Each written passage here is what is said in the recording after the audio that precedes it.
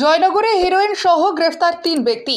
গোপন সূত্রে খবর পেয়ে জয়নগর থানার পুলিশ জয়নগর থানার হোগলা এলাকা থেকে 110 গ্রাম হিরোইন সহ 3 ব্যক্তিকে গ্রেফতার করে। আনুমানিক মূল্য 1 লক্ষ টাকা।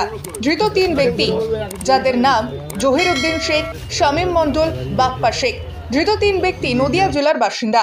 হেরোইন নিয়ে জয়নগর এলাকায় কোথায় বিক্রি করার উদ্দেশ্যে এসেছিল, ঘটনার তদন্ত শুরু করেছে জয়নগর থানার পুলিশ।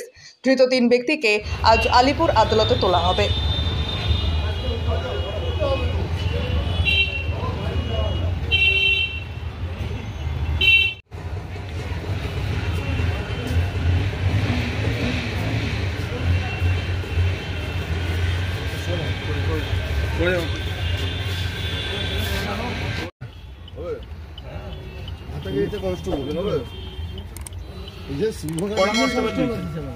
কজন কনস্টেবল আছে? 3 জন।